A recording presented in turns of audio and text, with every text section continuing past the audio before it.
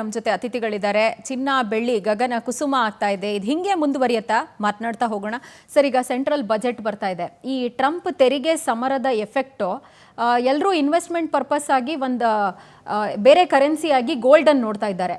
But ನಾಳೆ ಮಂಡನೆ ಆಗುವಂತಹ ಬಜೆಟ್, ಲೈಕ್ ನಾಡಿದ್ದು ಮಂಡನೆ ಆಗುವಂತಹ ಬಜೆಟ್ನಲ್ಲಿ ಗೋಲ್ಡ್ ಪ್ರೈಸಸ್ ಮೇಲೆ ವೇರಿಯೇಷನ್ಸ್ ಉಂಟು ಮಾಡುವಂಥ ಯಾವ್ದಾದ್ರು ಫ್ಯಾಕ್ಟರ್ಸ್ನ ನಾವು ಎಕ್ಸ್ಪೆಕ್ಟ್ ಮಾಡ್ಬೋದಾ? ಭಾಳ ಒಳ್ಳೆ ಪ್ರಶ್ನೆ ಕೇಳಿದ್ರಿ ನೀವು. ಪ್ರಪ್ರಥಮವಾಗಿ ನಮ್ಮ ಬಜೆಟ್ಟು ಫಸ್ಟ್ ಟೈಮ್ ಸಂಡೇ ಬಿದ್ದಿದೆ. ಹೌದು. ಸೊ ಸಂಡೇನೇ ಮಾಡ್ತಿದ್ದಾರೆ, ವಿಚ್ ಇಸ್ ವೆರಿ ಕ್ರೆಡಿಟಬಲ್. ಹೌದು. ನಂಬರ್ 2, ನಿನ್ನೆ ಎಕನಾಮಿಕ್ ಸರ್ವೆ ಪ್ರೆಸೆಂಟ್ ಆಯಿತು. ನಮ್ಮಲ್ಲಿ ಬಜೆಟ್ ಹಿಂದಿನ ದಿನ, ಈ ಸತಿ 2 ದಿನ ಮುಂಚೆ ಮಾಡಿದ್ದಾರೆ. ನಮ್ಮ ಚೀಫ್ ಎಕನಾಮಿಕ್ ಅಡ್ವೈಸರ್ ಅನಂತ ನಾಗೇಶ್ವರನ್ ಅವರು ಮಂಡನೆ ಮಾಡಿದ್ರು through finance minister Nirmala Sitharaman G ಇದ್ದದ್ದು. ಸೊ ಅಲ್ಲಿ ಅದೊಂದು ದಿಕ್ಸೂಚಿ, ಈ ಎಕನಾಮಿಕ್ ಸರ್ವೆ ಅದು ಒಂದು progress report.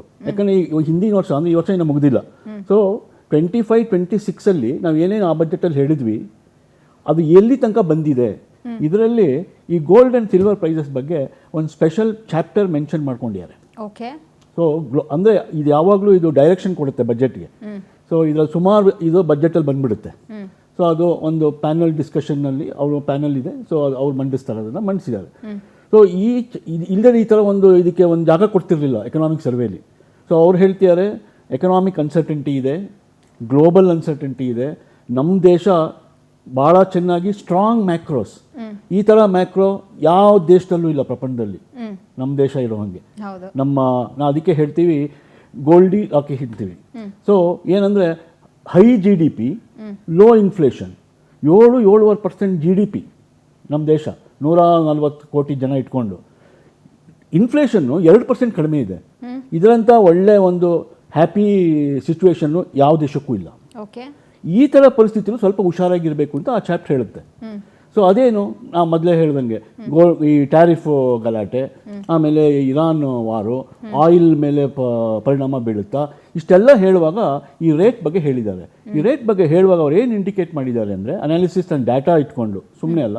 So gold rates steady ಆಗುತ್ತಿನ್ನ, ಸಿಲ್ವರ್ ಅಕಸ್ಮಾತ್ ಆಗದೆ ಇರ್ಬೋದು, ಅದ್ರ ಈಗ ರನ್ಅಪ್ ಅಂತೀವಿ ನಾವು. ಈ ರನ್ಅಪ್ ಏನಾಗಿದೆ ಅಂದರೆ ತುಂಬ ಓಡ್ಬಿಟ್ಟಿದೆ. 2 ಕಮಾಡಿಟಿಗೆ ಬರುತ್ತೆ, ಸೊ ಪ್ರೆಷಸ್ ಮೆಟಲ್ಸ್ ಬರುತ್ತೆ. ಈ ತುಂಬ ಓಡ್ಬಿಟ್ಟಾಗ ಏನಾಗುತ್ತೆ, ಇನ್ನೆಷ್ಟು ಓಡೋಕ್ಕಾಗುತ್ತೆ? ಸೊ ಡ್ರಾಮಾ ಮುಗಿಲೇಬೇಕಲ್ವಾ? ಸೊ ಬಟ್ ಬೀಳೋ ಇದು ಪ್ರಮಾಣ ಎಷ್ಟು ಬೀಳಬೇಕಾಗುತ್ತೆ, ಎಷ್ಟು ಬೀಳುತ್ತೆ, ಯಾವಾಗ ಬೀಳುತ್ತೆ. ಸೊ ಅದು ಯಾವಾಗಲೂ ನಾವು ಹೇಳ್ತೀವಿ, ಅದನ್ನ ಹೇಳೋಕ್ಕಾಗೋದು ಇಬ್ಬರೇ ಕರೆಕ್ಟಾಗಿ, ಒಂದು ದೇವರು, ಒಬ್ಬರು ಸುಳ್ಳು ಹೇಳಬೇಕು. ಸೊ ಎರಡೂ ನಾವಲ್ಲ. So but trend analysis, range analysis ಮಾಡಿದಾಗ ಏನು ಹೇಳುತ್ತೆ, ಯಾವ್ದು ಭಾಳ ಬೇಗ ಹುಚ್ಚುಚ್ಚಾಗಿ ಹೋಗಿದೆ ಅದು ಹುಚ್ಚುಚ್ಚಾಗಿ ಬೀಳುತ್ತೆ. ಓಕೆ. ಬಟ್ ಯಾವುದು ಸ್ಟಡಿಯಾಗಿ ಹೋಗ್ತಾ ಇದೆ ಫಾರ್ ವ್ಯಾಲಿಡ್ ರೀಸನ್ಸ್. ಯಾಕಂದರೆ RBI ಪರ್ಚೇಸ್ ಮಾಡಿದೆ, RBI ಸೆಂಟ್ರಲ್ ಬ್ಯಾಂಕ್ಸ್ ಪರ್ಚೇಸ್ ಮಾಡಿದಾಗ ಏನಾಗುತ್ತೆ, ನಾವು ಅದನ್ನ ಆನೆ ಅಂತೀವಿ. ಸೊ ನಾವು ಅಂದ್ರೆ ಈ ಗೋಲ್ಡ್ ಪ್ರೈಸ್ ಹೈಕ್ನ ನೀವು ಅದು ಸ್ಟಡಿಯಾಗಿ ಹೋಗ್ತಿದೆ ಅಥವಾ ಸುಮ್ಮನೆ ಮೇಲೆ ಏರ್ತಾ ಇದೆ ಅಂತ ಹೇಳ್ತೀರಾ, ಅಥವಾ ಆರ್ಟಿಫಿಷಿಯಲ್ ಡಿಮ್ಯಾಂಡ್ ಏನಾದ್ರು ಕ್ರಿಯೇಟ್ ಆಗ್ತಿದೆ ಅನ್ಸುತ್ತೆ? ಸೊ ಸೆಂಟ್ರಲ್ ಬ್ಯಾಂಕ್ಸ್ ಪರ್ಚೇಸ್ ಮಾಡಿದಾಗ ಏನಾಯ್ತು, ಮೆಜಾರಿಟಿ 100ರಲ್ಲಿ 70% ಸೆಂಟ್ರಲ್ ಬ್ಯಾಂಕ್ ಪರ್ಚೇಸ್ ಮಾಡಿಬಿಟ್ರೆ ಸೊ ನಿಮಗೆ ಸಪ್ಲೈ ಶಾರ್ಟ್ ಆಗೋಯ್ತು. ಸಪ್ಲೈ ಶಾರ್ಟ್ ಆದಾಗ ಏನಾಗುತ್ತೆ, ನಮಗೆಲ್ಲ ಗ್ರಾಹಕರು ಕೊಂಡ್ಕೊಳ್ಳೋಕೆ ಹೋದಾಗ ಅಲ್ಲಿರಲ್ಲ, ಆವಾಗ ಅದು ಡಿಮಾಂಡ್ ಜಾಸ್ತಿ ಆಯಿತು. ಡಿಮಾಂಡ್ ಜಾಸ್ತಿ ಆದಾಗ ಪ್ರೈಸಸ್ ಜಾಸ್ತಿ ಆಯಿತು. ಆಮೇಲೆ ಗೋಲ್ಡು ಸಿಲ್ವರ್ ಯಾವುದೇ ಒಂದು ಈ ಥರ ವಸ್ತುಗಳಿಗೆ ಇದನ್ನು ಯಾರು ಡಿಸೈಡ್ ಮಾಡ್ತಿದ್ದಾರೆ? ಇದಕ್ಕೊಂದು ಇಂಟ್ರಿನ್ಸಿಕ್ ವ್ಯಾಲ್ಯೂ ಇಲ್ಲ ಅಲ್ವಾ, ಇದಕ್ಕೊಂದು ಬೆಲೆ ನಿಗದಿಯಾಗಿರಲ್ಲ. ಸೊ ಡಿಮಾಂಡ್ ಸಪ್ಲೈ ಮೇಲೆ ಹೋಗುತ್ತೆ. ಸೊ ಶಾರ್ಟೇಜ್ ಇದ್ದಾಗ ಬೆಲೆ ಜಾಸ್ತಿ ಆಯಿತು. ಸೊ ಈ ಬೆಲೆ ಜಾಸ್ತಿ ಇದು ಏನು ಒಂದೇ ಧೈರ್ಯ ಅಂದರೆ, ಯಾಕೆ ಗೋಲ್ಡ್ ಬೆಲೆ ಇನ್ನೂ ಸ್ಟಡಿ ಆಗುತ್ತೆ ಅಥವಾ ಬೀಳೋದು ಸ್ಟಡಿ ಆಗುತ್ತೆ ಅಂದರೆ, ದೊಡ್ಡ ಆನೆ ಕೊಂಡ್ಕೊಂಡ್ಬಿಟ್ಟಿದೆ. ಸೊ ಆನೆ ಕಾನ್ ಡ್ಯಾನ್ಸ್, ಸಡನ್ನಾಗಿ ಮಾಡೋಕ್ಕೇನು ಮಾಡೋಕ್ಕಾಗಲ್ಲ ಅವರು. So you follow the elephant. So ನಾವೇನು ಹೇಳ್ತಾ ಇದ್ದೀವಿ ಅಂದರೆ, RBI ಏನು ಮಾಡುತ್ತೆ ನೀವು ಮಾಡಿ, RBI ಮಾರ್ತಾರ ನೀವು ಸ್ವಲ್ಪ ಮಾರಿ, RBI ಕೊಂಡ್ಕೋತಾರ ನೀವು ಸ್ವಲ್ಪ ಕೊಂಡ್ಕೊಳ್ಳಿ, ಅವರವರ ಇತಿಮಿತಿಲಿ, ಸೊ ಲಿಮಿಟೇಷನಲ್ಲಿ. So gold can still steady either increase or fall, but silver can have, ಅದು ತುಂಬ ಓಡ್ಬಿಟ್ಟಿದೆ. ಸೊ ಅದು ಅಕಸ್ಮಾತ್ ಬಿದ್ದರೆ, ಬಿಕಾಸ್ ಇದು ಇಂಡಸ್ಟ್ರಿಯಲ್ ರಿಕ್ವೈರ್ಮೆಂಟ್ ಆದ್ದರಿಂದ ಅಲ್ಲಿ ಸಪ್ಲೈ, ಯಾಕಂದರೆ ಚೈನಾ ಎಕ್ಸ್ಪೋರ್ಟ್ ನಿಲ್ಲಿಸಿದೆ ಸಿಲ್ವರ್ದು. ಸೊ ಇವೆಲ್ಲ ಕಾರಣಗಳಿಂದ ಅದು ಹೋಗ್ತಾ ಇದೆ. Right sir. ಈ ಇನ್ವೆಸ್ಟ್ಮೆಂಟ್ ಪರ್ಪಸ್ಸು ಮತ್ತು ಇವಾಗ ಇನ್ವೆಸ್ಟ್ ಆಲ್ರೆಡಿ ಮಾಡಿರೋರು ಯಾವಾಗ ಸೇಲ್ ಮಾಡಿದ್ರೆ ಅವ್ರಿಗೆ ಒಳಿತಾಗುತ್ತೆ, ನಿಮ್ಮಿಂದ ನಾನು ಮಾಹಿತಿ ಪಡ್ಕೊಳ್ತೀನಿ ಸರ್. ಈಗ ವ್ಯಾಪಾರಸ್ಥರ ದೃಷ್ಟಿಯಿಂದ ನಾವು ನೋಡೋದಾದರೆ, ಈಗ ನಮ್ಮಲ್ಲಿ ಗೋಲ್ಡ್ ಬುಕ್ಕಿಂಗ್ ಅಂತ ಒಂದು ಸ್ಕೀಮ್ ಇದೆ, ಹಾಗೆ ಗೋಲ್ಡ್ ಚೀಟಿ ಕಟ್ಟುವಂಥ ಸ್ಕೀಮ್ ಕೂಡ ಇದೆ. ಈಗ ನಾನು 2 ತಿಂಗಳ ಹಿಂದೆ ಹೋಗಿ ಗೋಲ್ಡ್ ಬುಕ್ ಮಾಡಿಬಿಟ್ಟು ಬಂದಿದ್ದೆ. ಇವತ್ತು ನಾನು ಗೋಲ್ಡ್ ಪರ್ಚೇಸ್ ಮಾಡ್ತೀನಿ ಅನ್ನುವಾಗ ಅದು ಅಂಗಡಿಯವರಿಗೆ ನಷ್ಟವ ಲಾಭವ? ಇದ್ರ ಜೊತೆಗೆ ಈ ಗೋಲ್ಡ್ ಚೀಟಿ ಹಾಕ್ತೀವಲ್ಲ, ಪ್ರತಿ ತಿಂಗಳು 10th ನಾವು ಚೀಟಿ ಕಟ್ತೀವಿ, 10th ಪ್ರೈಸ್ ಏನಿದೆ ಅದ್ರ ಮೇಲೆ ಗೋಲ್ಡ್ ಕೊಡೋದು. ಸೊ ವ್ಯಾಪಾರಸ್ಥರ ಆ್ಯಂಗಲ್ನಲ್ಲಿ ಈ ಪ್ರೈಸ್ನ ವೇರಿಯೇಷನ್ಸ್ ಬಗ್ಗೆ ಏನು ಹೇಳ್ತೀರಾ? ನೋಡಿ, ಮೊದಲೇ ಏನಾಗಿತ್ತು ಅಂತಂದರೆ, ಈಗ ಪ್ರತಿ ತಿಂಗಳು ಈಗ ಅವರು ಅಡ್ವಾನ್ಸ್ ಆಗಿ ಚೀಟಿ ಕಟ್ಟುವಂಥದ್ದು, ಅವರು ಕೊಂಡ್ಕೊಳ್ಳೋ ದಿನ ಬರುವಂಥ ರೇಟ್ ಏನಿರ್ತದೆ ಆ ರೇಟಿನ ಮೇಲೆ ಅಷ್ಟು ಗ್ರಾಮಿಗೆ ಕೊಡ್ತಾರೆ, ಅದೇನು ಸಮಸ್ಯೆ ಇಲ್ಲ. ಅವಂತರದಲ್ಲಿ ಆ ಸ್ಕೀಮಿಂದ ಸಣ್ಣ ಪುಟ್ಟವರಾರು ಪ್ರತಿ ತಿಂಗಳು ಉಳಿತಾಯ ಮಾಡಿ ಒಂದಷ್ಟು ಚಿನ್ನ ತಗೋಬಹುದು. ಹಿಂದೆ ಏನಾಗ್ತಿತ್ತು, ನಮ್ಮಲ್ಲಿ ಅಡ್ವಾನ್ಸು ಅಂತ ಬಂದ, ಇವಾಗ 1 ಲಕ್ಷ ರೂಪಾಯಿ 10 ಗ್ರಾಮ್ ಅಂತಂದ್ರೆ 5% ಅಡ್ವಾನ್ಸ್ ಕೊಡೋರು. ನಂಬಿಕೆ ಮೇಲೆ ಓಕೆ ಪರವಾಗಿಲ್ಲ ಫೈನ್ ಅಂತಿದ್ರು. ಈಗ ಎಲ್ಲ ಅಂಗಡಿಗಳಲ್ಲೂ ಬದಲಾಗಿದೆ. 95% ಎಷ್ಟೇ ಪರಿಚಯ ಆಗಲಿ 95% ಕೊಟ್ಟರು. ನನ್ನ ತಮ್ಮನ ಮನೆ ಅಥವಾ ಅಣ್ಣನ ಮನೆಯದು ಸ್ನೇಹಿತರದು ತಗೋಬೇಕು ಅಂದ್ರೆ 95% ಕ್ಯಾಶ್ ಕೊಟ್ಟರೆ ಮಾತ್ರ ನಾನು ಬುಕ್ ಮಾಡ್ಕೋತೀನಿ. ಇಲ್ಲಾಂದ್ರೆ ಬಂದ ದಿನ ಬನ್ನಿ, ಅವತ್ತು ಏನಿರ್ತದೆ ಕೊಡ್ತೀವಿ.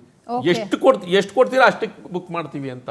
ಈಗೆಲ್ಲ ಡೈರೆಕ್ಟಾಗಿ ಅಂಗಡಿಗಳಲ್ಲಿ ಎಲ್ಲ ನಮ್ಮಲ್ಲಿ ಎಲ್ಲರೂ ಬೋರ್ಡೇ ಹಾಕಿದ್ದಾರೆ, ರಿಕ್ವೆಸ್ಟ್ ಮಾಡಿ ಮೆಸೇಜು ಕಳಿಸ್ತವ್ರೆ, ಕನ್ವಿನ್ಸ್ ಮಾಡೋದು. ಯಾಕೆಂದರೆ ಕಸ್ಟಮರ್ಗೆ ಹಂಗೆ ಕಂಡೀಷನ್ ಮಾಡೋಕ್ಕಾಗಲ್ಲ. ನಮ್ಮ ಪರಿಸ್ಥಿತಿ ಯಾಕೆಂದರೆ 10 ನಿಮಿಷಕ್ಕೂ ಬದಲಾವಣೆ ಆಗುತ್ತೆ. ನೋಡಿ, ನೆನ್ನೆ ನಾನೊಬ್ಬರು ಸ್ನೇಹಿತರು ಬಂದರು, ಎಲ್ಲ ಸ್ನೇಹಿತರು ಸೇರಿ ಮಾತಾಡ್ತಾ ಇದ್ದೋ, ಒಂದು ಕಾಫಿ ಕುಡಿಯೋಣ ಅಂತಂದರು. ಕಾಫಿ ಕುಡಿದು ಅವ್ರು ಹೋಗಿ ಬುಲಿಯನ್ ಅಂಗಡಿಗೆ ಹೋಗುವಷ್ಟರಲ್ಲಿ 800 ರೂಪಾಯಿ ಜಾಸ್ತಿ ಆಗೋಗಿತ್ತು. ಆಯ್ತಾ, ಅವರು ಒಂದು 100 ಗ್ರಾಮ್ ತಗೋಬೇಕಾಗಿತ್ತು. ಎಷ್ಟಾಯ್ತು ಲೆಕ್ಕ ಹಾಕಿ, ಒಂದು ಕಾಫಿ ಅವ್ರಿಗೆ ಎಷ್ಟು ಲಾಸ್ ಮಾಡ್ಬಿಡ್ತು.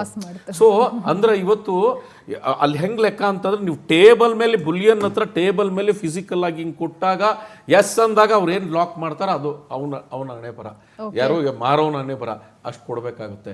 ಹಿಂದೆ ನಾವು ಒಂದು ವಾರ 15 ದಿನ 20 ದಿವಸ ಮೊದಲು ಬುಕ್ ಮಾಡ್ತಿದ್ದೋ, ಒಂದಷ್ಟು ಅಡ್ವಾನ್ಸ್ ಕೊಟ್ಟು ಬರೀ ಫೋನಲ್ಲಿ ಹೇಳಿದ್ರು ಬುಕ್ಕಿಂಗ್ ನಡೆಯೋದು. 1 kg ಕೊಡಿ, ಅರ್ಧ kg ಕೊಡಿ, 50 ಗ್ರಾಮ್ ಕೊಡಿ ಅಂತ. ಇವತ್ತೇನಾಗಿದೆ, ಕ್ಯಾಶ್ ಆ್ಯಂಡ್ ಕ್ಯಾರಿ. ನೀವು ಕ್ಯಾಶ್ ತಗೊಂಡು ಬನ್ನಿ, ನೀವು ಏನು ಕಾನೂನುಬದ್ಧವಾಗಿ ಏನು ಟ್ರಾನ್ಸಾಕ್ಷನ್ ಮಾಡಿ, ಸೊ ನಾವು ನಿಮಗೆ ಚಿನ್ನ ಕೊಡ್ತೀವಿ ಅನ್ನೋ ಪರಿಸ್ಥಿತಿ ನಿರ್ಮಾಣ ಆಗೋಗ್ಬಿಟ್ಟಿದೆ. ಸೊ ನಾನು ಹೇಳದ್ನಲ್ಲ, ಯಾರು ಬಂಡವಾಳ ಇಟ್ಕೊಂಡಿದ್ದಾರೆ ಅವ್ರ ಬಂಡವಾಳ ಜಾಸ್ತಿ ಆಗ್ತಾ ಹೋಗಿರ್ತದೆ, ಹೆಚ್ಚಿಗೆ ಇಟ್ಕೊಂಡಿರೋರು. ಬಟ್ 85% ನಮ್ಮಲ್ಲೇನು ಅಂತಂದ್ರೆ ಮಿಡ್ಲು ಕೆಳಗೆ ಗ್ರಾಮಾಂತರ ಪ್ರದೇಶ ನೋಡಿ ನೀವು, ಹೆಚ್ಚು ಕಮ್ಮಿ ಇವಾಗ ನಮ್ಮದಲ್ಲಿ 31 ಜಿಲ್ಲೆಯಲ್ಲಿ ನೀವು 6040 ಏನೋ ಗ್ರಾಮ ಪಂಚಾಯಿತಿ ಐತೆ. ಒಂದು ಗ್ರಾಮ ಪಂಚಾಯಿತಿಗೆ 2 ಚಿನ್ನದ ಅಂಗಡಿ ಅಂತ ಇಟ್ಕೊಳ್ಳಿ, ಎಷ್ಟಾಯ್ತು? 1 ಲಕ್ಷ ಚಿಲ್ಲರೆ ಆಯ್ತು ಒಂದು ಗ್ರಾಮ ಪಂಚಾಯಿತಿಗೆ. ಒಬ್ಬ ಕೆಲಸ ಮಾಡೋನಾರು ಇರ್ತಾನೆ, ಅವನೇ ವ್ಯಾಪಾರಿ, ಸಣ್ಣ ವ್ಯಾಪಾರಿ ಆದ್ರೂ ಇರ್ತಾರೆ. ವ್ಯಾಪಾರ ಅಂದ್ರೆ ಸಣ್ಣದಾಗೂ ಇರ್ತಾರೆ, ಅವ್ರ ಹತ್ರನೇ ಜಾಸ್ತಿ ಟ್ರಾನ್ಸಾಕ್ಷನ್ ನಡೆಯೋದು. ಸೊ ಹಂಗಾಗಿ ಈ ಅಡ್ವಾನ್ಸ್ ಕೊಟ್ಟು ತಗೊಂಡು ಹೋಗ್ತಿದ್ರು. ಎಷ್ಟೋ ಜನ ಏನು ಮಾಡ್ಬಿಡೋರು ಅಂದರೆ, ಯಾವುದೋ ಒಂದು ನಕ್ಷತ್ರ ರಾಶಿ ಅವತ್ತನ್ನು ಬಂದು ಕೊಡೋರು, ಇವತ್ತು ತಗೋಪ ದುಡ್ಡು, ನಾವು ಇನ್ನೊಂದು ದಿನ ಬಂದು ಅದೇ ಥರ ಇನ್ನಾರು ಜ್ಯೋತಿಷಿ ಕೇಳ್ಕೊಂಡು ಅವತ್ತು ತಗೊಂಡೋಗ್ತೀವಿ ಅಂತ. ಈಗ ಅದಕ್ಕೆಲ್ಲ ಅವಕಾಶಗಳು ತುಂಬ ಕಡಿಮೆ ಐತೆ. ಯಾಕೆಂದ್ರೆ ಪರಿಸ್ಥಿತಿ ಎಲ್ಲರಿಗೂ ಗೊತ್ತಿದೆ, ಅದೆಲ್ಲ ಸಡಿಲ ಅನ್ನೋದಕ್ಕಿಂತ ಕ್ಷಣ ಕ್ಷಣಕ್ಕೂ ಅದಕ್ಕೆ ನಾವು ಸರ್ಕಾರಕ್ಕೂ ಕೂಡ ನಿನ್ನೆ ಒಂದು ಪತ್ರ ಬರೆದಿದ್ದೀವಿ. ನಾವೇನು ಅಂದ್ರೆ, ಏನು GST 3% ಇದೆ ಈಗ, ಅಟ್ಲೀಸ್ಟ್ ಅದನ್ನ ನೀವು 0.5% ಮಾಡಿ ಅಂತ. ಪೂರ್ತಿ ಮಾಡಿದ್ರೆ ಏನಾಯ್ತದೆ ಅಂದ್ರೆ, ನಾವೇನಾದ್ರು ಕ್ಲೈಮ್ ಮಾಡೋಕ್ಕೆ GST ಆಗಲ್ಲ, 0 ಮಾಡಿದ್ರೆ. ಅದೊಂದು ಮಾಡೋದ್ರಿಂದ ಒಂದು ಮೇಯ್ನ್ ಆಗಿ ಎಕ್ಸೈಸ್ ನ 0 ಮಾಡಿ ಅಂತ ಕೇಳ್ತಾ ಇದೀವಿ. ಎಕ್ಸೈಸ್ ಶುಂಕ ಏನೈತೆ, ಸೊ ಅದು ಬದಲು 15% ಇತ್ತು, ಈಗ 6% ಇಳಿಸೋರೆ, ಅದನ್ನು ಕಡಿಮೆ ಮಾಡಬಹುದು ಅನ್ಕೊಂಡಿದೀವಿ. ಅದರಿಂದ ಏನಾಗುತ್ತೆ ಅಂತಂದ್ರೆ, ಸ್ವಲ್ಪ ಗ್ರಾಹಕರಿಗೆ ಅನುಕೂಲ ಆಗುತ್ತೆ. ರೇಟ್ ನಲ್ಲಿ ಸ್ವಲ್ಪ ತುಂಬಾ ವ್ಯತ್ಯಾಸ ಏನಲ್ಲ, ಏನೋ ಒಂದು ಸಮಾಧಾನ, ಪರವಾಗಿಲ್ಲಪ್ಪ ನಮಗೂ ಏನೋ ಡಿಸ್ಕೌಂಟ್ ಕೂಡ ಮಾತಾಡೋಕೆ ಸಾಧ್ಯ ಆಗುತ್ತೆ ವ್ಯಾಪಾರಿಗಳಿಗೆ. ಹಂಗಾಗಿ ಇವತ್ತು ನಿಜವಾಗ್ಲೂ ಎಷ್ಟೋ ಜನರಿಗೆ BP ಶುಗರ್ ಜಾಸ್ತಿ ಆಗ್ಬಿಟ್ಟಿದೆ, ನಮ್ಮ ವ್ಯಾಪಾರಸ್ಥರಿಗೆ. ಏನಪ್ಪ ಏನ್ ಮಾಡೋದು, ಎಷ್ಟೋ ಜನ ಕೆಲವರು ರಜಾ ಹಾಕ್ಬಿಟ್ಟು ದೊಡ್ಡ ಕಸ್ಟಮರ್ ಬಂದಾಗ ಅವ್ರನ್ನ ಫೇಸ್ ಮಾಡೋಕ್ಕಾಗಲ್ಲ. ಏನ್ರಿ ನಮ್ಮ ಅಪ್ಪನ ಕಾಲದಿಂದ ಮಾಡ್ತಾ ಇದೀವಿ, ನಾವೇನು ದುಡ್ಡು ಕೊಡದೆ ಓಡೋಗ್ತೀವ, ತಗೊಳ್ರಿ ಅಂತಾರೆ. ಅವ್ರಿಗೆ ಹೆಂಗೆ ಕನ್ವಿನ್ಸ್ ಮಾಡೋದು? ಓಕೆ ಸರ್, ಇದ್ರ ಬಗ್ಗೆ ನಾನು ನಿಮ್ಮಿಂದ ಮತ್ತಷ್ಟು ಮಾಹಿತಿ ಪಡ್ಕೊಳ್ತೀನಿ. ನಿಜಕ್ಕೂ ಪ್ರಿಯ ವೀಕ್ಷಕರೇ, ದಿನ ಅನ್ನೋದಕ್ಕಿಂತ ಹೆಚ್ಚಾಗಿ ಕ್ಷಣ ಕ್ಷಣಕ್ಕೂ ಬಂಗಾರದ ಬೆಲೆ ಏರಿಕೆ ಆಗ್ತಾ ಇದೆ. ಈ ಸಂದರ್ಭದಲ್ಲಿ ಬಂಗಾರ ಮತ್ತು ಬೆಳ್ಳಿಗೆ ಪರ್ಯಾಯವಾಗಿ ಬೇರೆ ಇನ್ಯಾವುದಾದ್ರೂ ಮೆಟಲನ್ನು ನಾವು ಮುಂದಿನ ದಿನಗಳಲ್ಲಿ ಕನ್ಸಿಡರ್ ಮಾಡಬಹುದಾ? ಇದ್ರ ಜೊತೆಗೆ ಡಿಜಿ ಗೋಲ್ಡ್ ಅನ್ನುವಂತಹ ಒಂದು ಕಾನ್ಸೆಪ್ಟ್ ಈಗ ಬಹಳ ಹೆಚ್ಚಾಗಿ ಟ್ರೆಂಡ್ ಆಗ್ತಾ ಇದೆ. ಅಂದರೆ ನೀವಲ್ಲಿ ಗ್ರಾಮ್ ಲೆಕ್ಕದಲ್ಲ, ಮಿಲಿಗಳ ಲೆಕ್ಕದಲ್ಲಿ ಕೂಡ ಶೇಖರಣೆ ಮಾಡ್ಕೊಳ್ಳೋದ್ರಿಂದ ಮುಂದೆ ಯಾವತ್ತೋ ಒಂದಿನ ಒಂದಷ್ಟು ದೊಡ್ಡ ಪ್ರಮಾಣದ ಆಭರಣವನ್ನು ಕೂಡ ಪಡ್ಕೊಳ್ಬೋದು. So digi gold is an option ಅನ್ನುವಂಥ ಮಾತು ಕೂಡ ಕೇಳಿ ಬರ್ತಾ ಇದೆ.